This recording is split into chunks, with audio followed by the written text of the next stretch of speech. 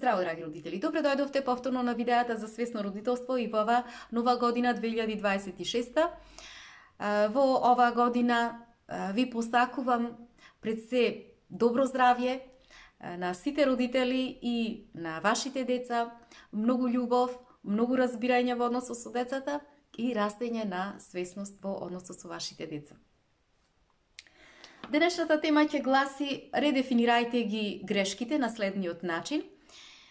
И се разбира дека овие видеа кои што во кои што зборувам за свесното родителство пред се содржини од книгите на авторката Шефали Цафари.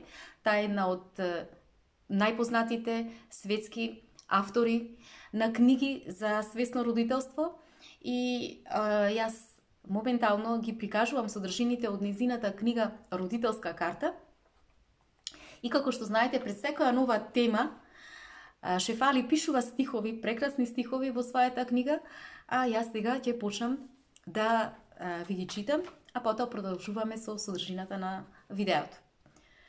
Животот е исполнет со изненадувања и неочекувани пресврти. Понекогаш се заглавуваме во ќорсокак, друг пат се движиме со неверојатна брзина. На тој пат животен од некој или нешто ќе ни се скрши срцето. Од нешто ќе се откажеме. Од некого ќе се навредиме. Од нешто или од некого ќе се изгубиме. Но тоа е природата на животот. И тоа е природата да се биде човек. Да се забележи бесценет камен меѓу останатите камења е клучот. Но да се издигне и да се заблеска е вистинска уметност. Сега да продолжиме со содржините од нејзината тема. Шефали им објасна на родителите дека пред се ние како возрастни, ни животот постојано се движиме со една намера да што повеќе да обликуваме, да контролираме, да поправаме, да ги поправаме работите околу нас, а особено тоа се случува откако ќе влеземе во улога на родители. И кога животот на нашето дете ќе излезе од контрола, ние тоа нешто си го подразбираме како нашиот живот да е излезен од контрола. Како го правиме тоа? Го правиме на начин на кој што повеќе и се повеќе се трудиме да го контролираме животот на нашите деца и да го насточиме нивното животно сценарија во насока на нашето животно сценарио. Меѓутоа, животот е навистина тежок да се контролира, особено доколку ние имаме 2 или 3 или повеќе деца, затоа што со секое наредно дете животот се повеќе и повеќе нас не вади од контрола и кога животот непрекинато нас како родители не носи во едно неконтролирано движење, што се случува? Се појавува една голема анксиозност кај родителите и таа се повеќе и повеќе расте. Но кога родителот влегува во една вознемиреност, во една голема анксиозност во односу со децата, тој уште повеќе ги затегнува уздите на контролата и со што тој се носи во една ситуација да ги прави децата што повеќе зафатени со цел да може да го предвидува нивниот живот или да ги предвидува сите околности околу животот на децата. Родителот со таа анксиозност, со таа вознемиреност голема, всушност тој влегува се повеќе во една илузија дека ќе може сите идни моменти од животот на своите деца да ги следи безпрекорно и да ги знае пред време.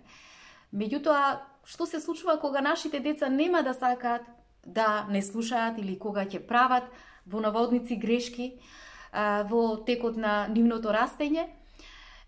Тогаш ние како родители знаеме често пати да го губиме разумот и да влегуваме во една состојба или во еден менталитет на крај на светот, односно менталитет на судниот ден, како што го нарекува Шефали, во односу со децата, и со такви зборови ние комуницираме, тоа го комуницираме врз нашите деца тоа го слушаат и го чувствуваат како срам, како недостојност, и ако тоа нешто го правиме на долготрајно, на долгорочен план, што се случува? Децата почнуваат постепено да ја губат способноста да можат сами тие во својот живот да превземаат ризици, да можат да се забавуваат кога влегуваат во нови авантури и така натаму. И токму она што го објаснува Шефали во овој момент и што го упатува на родителите е дека родители, доколку вие ги контролирате вашите деца преку сила и преку доминација, никогаш нема да можете да остварите позитивни ефекти и резултати во односот со нив. Зошто? Затоа што овој пристап со децата навистина доведува до еродирање на интегритетот или целовитоста во односот со детето и доведува до да се создадат едни разорни ефекти во односот и во врската со детето. Затоа се сведува од способноста на родителот да може и од начинот на кој тој се справува со животот кога ќе влезе во одредени непредвидливости, односно како родителот самиот се справува со идеите за совршеност, кој што или сценаријата за совршеност кој што си ги зацртал во својата глава. Затоа што спрема Шефали проблемот кој што родителот го има со децата, сам по себе тој не е проблемот кој што се наметнува во односот родител-дете, туку вистинскиот проблем лежи во тоа како родителот реагира кога ќе се расипе идеалното сценарио за тоа како родителот смета дека треба да бидат работите во односот со детето. И тука таа вели дека лежи вистинскиот проблем. Например, ако ние како родители денеска имаме слободен ден и решиме тој ден да го искористиме да правиме колачиња, да правиме кифли, нешто да замесиме заедно со децата, и во одреден момент се случува детето да истури брашно, одредено количество на брашно на подот, и ние што ќе си речеме тогаш? Па добро, ворите, ќе го исчистиме тоа нешто, не е ништо страшно, или пак дури можеме да влеземе во една игра со децата. Меѓутоа, ако имаме ден во кој што однапред имаме зацртано дека треба колачиња да се направат, дека треба да се однесат после децата на некое друго место или треба да се оди на работа и така натаму, и ако се направи истата работа, да се истори одредено количество на брашно на подот, тогаш што се случува во тој момент? Се случува во тој момент ние да влеземе како родители во едно гневно сценарио, и ако станува збор за истото количество на брашно, за истото брашно, разликата е во тоа што таа во наводници грешка која што ние ја нарекуваме не дали е дозволива или не е дозволива спрема планот во тој ден кој што го имаме. Но бидејќи ние како родители најчесто немаме намера да превземеме одговорност за она кое што ние внатре го чувствуваме како изблик на гнев, ние им се обраќаме на децата значи со гневни зборови за таа грешка во наводници која што ја именуваме. Зошто? Затоа што таа грешка нас не вади од такт, значи не вади од надвор од контрола и не полудува, и ние упатуваме едни гневни зборови со кои што го срамиме детето. Како тоа ќе се случи? Па ќе му упатиме зборови, например, како можеш ова да ти се случи, дали си глупав, дали си глупава, зарем не гледаше, дали си слепа и така натаму. Значи, ние на тој начин што правиме?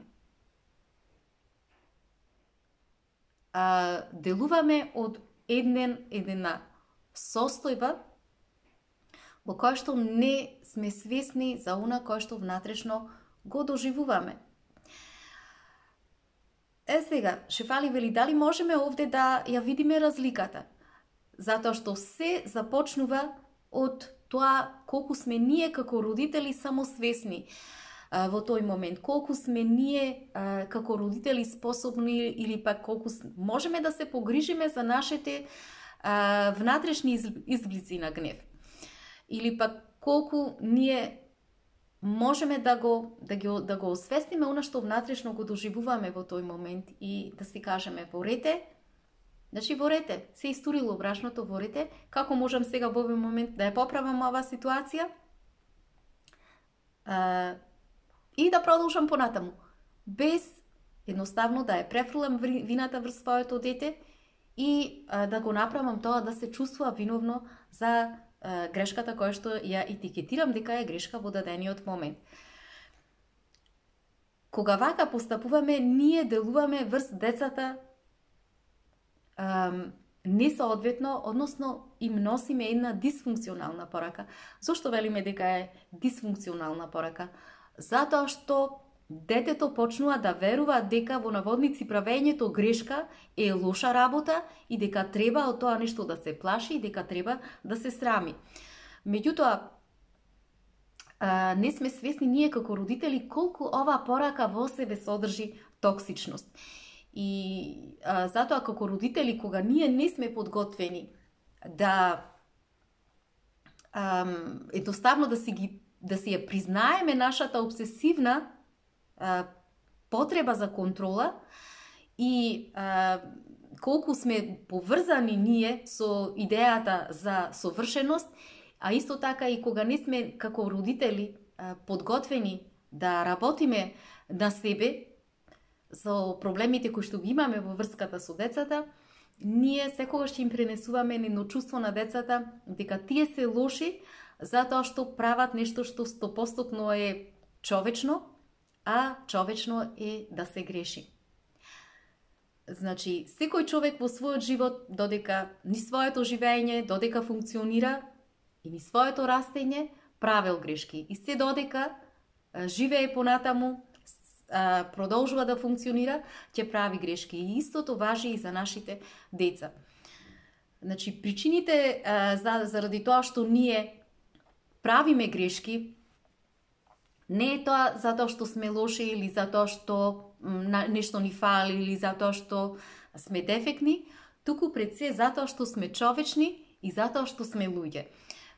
Затоа што пред се грешките се природни и тие се неизбежен дел од нашето постоење, од нашата човечност, од нашето живење. И токму поради тоа Шефали им објаснува на родителите дека ниту возрастните, ниту децата не треба да се плашат од грешките. Единствениот начин на кој ние, како родители, ќе можеме да искомуницираме бестрашност спрема грешките, спрема неуспесите во нашиот живот, е ние да се тргнеме од идејата за безгрешност и за совршеност и за контрола. Значи, се додека ние како родители не се соочиме со собствената потреба за контрола, со собствената потреба за совршеност, се до тогаш ние ќе ги пренесуваме тие стравови и тој срам ќе им го даваме на децата. Причината зошто ние како родители имаме потреба од ова нешто, зашто им го правиме тоа на децата, лежи пред се во фактот што и нашите родители, кога биле деца, и тие на ист начин биле срамени, им бил внесуван страв од нивните родители, затоа што и нивните родители исто така имале една длабоко чувство за потреба од контрола и за перфекционизам, кое нешто им било наследено од нивните родители. Станува збор овде за една шема која што се наследува, еден образец на однесување која што се наследува од генерација на генерација. Значи, станува збор за еден цикличен систем на однесувања кои што се повторуваат и се наследуваат од генерација на генерација. Сега прашањето е како да се избегне, да се напушти ова нешто. Првиот чекор е ние како возрастни или како родители да се помириме со идејата да ја опуштиме потребата од безгрешност, потребата за контрола, потребата за тоа како ги гледаме грешките, како ги гледаме неуспесите во нашиот живот. И како можеме да го направиме тоа нешто? Првиот чекор е да забележиме како ние си се обраќаме на самите себе си, кои зборови си ги упатуваме, кои мисли си ги упатуваме во моментот кога грешиме. Тука би дала еден свој пример. Во почетокот, јас кога почнав да ги правам видеата за свесното родителство, се фатив во една ситуација, бидејќи си ставив една замисла, една идеја, дека во почетокот тие мора да бидат околу 1 час, и дека ќе мора јас да ги работам спрема одредено сценарио кое што самата си го запишав. И почнав да правам грешки заради тој притисок кој што ненамерно самата себе си го поставив. Меѓутоа, со текот на времето, гледајќи колку повеќе и си упатував зборови, во моментот кога ќе сгрешев, ќе си кажев, леле, колку си глупава, или пак како можеше ова да ти се случи и така натаму. И сватев дека колку повеќе така си зборувам спрема себе си, толку повеќе ги правам грешките. Се слушуваше видеата да ги преснимам дури по 10 и повеќе пати. Но после тоа едно време самата си кажав зошто така постапувам. Значи зошто едноставно не почнам да поинаку да постапувам. Наместо оваа енергија на осуда, да си внесам една енергија на сочувство спрема себе си, на љубов, па да си кажам, да си се охрабрам себе си, па добро, можеш, или пак самата почнав да сваќам дека доколку влезам претходно во една енергија во која што ќе можам да се ослободам, некогаш слушав музика, некогаш си кажував зборови спрема самата себе си, медитирав и така натаму, и се повеќе и повеќе се опуштав самата себе си, ми се зголемуваше самодовербата и се случуваше видеата, дојдов до едно сознание дека па и не мора да бидат по 1 сат, нека бидат по 20 минути, нека бидат по 10 минути, некои 15, значи не мора да се држам цврсто до одредено време, до одредена минутажа, туку спрема она која што, например, во текот на денот, може би некогаш одредени ситуации доведуваат до тоа да го скратам времето на видеата, и сватив дека тоа е моментот која што всушност доведе тоа да ги правам видеата од некогаш ми се случуваше, повеќе пати ми се случуваше да ги правам од прва, или еднаш или 2 пати да ги преснимам, а не како порано што правев повеќе пати. Значи го најдов решението во тоа самата себе си да не си правам дополнителни притисоци врз себе си преку тоа дека ако сгрешам, дека тоа е нешто погубно за мене. И после тоа да си се самата себе си да си се осудувам. Меѓутоа, да се вратам назад, дека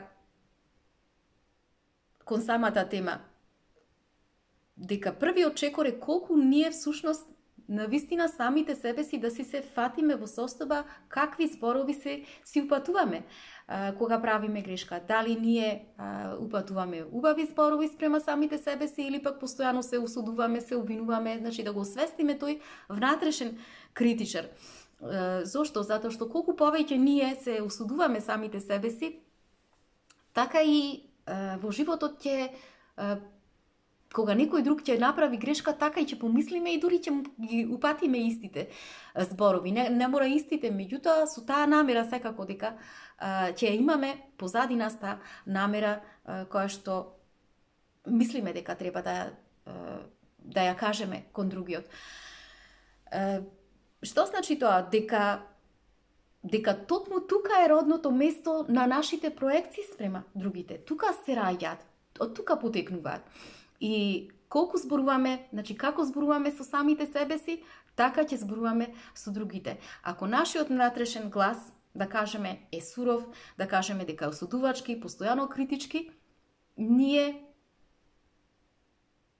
постојано самите себе си се срамиме, дека не сме совршени, истото, значи, ова ќе им го пренесуваме на нашите деца. Кога нашите деца ќе почнат да грешаваат, ќе видиме дека не се совршени, ние ќе почнеме да ги осудуваме со тој внатрешен глас. Значи, и како што самите себе си се осудуваме, така и нашите деца, значи, ќе се однесуваме спрема нив, спрема другите, кога нема да бидат совршени. И кога децата ние ќе ја примаат таа порака, што се случува?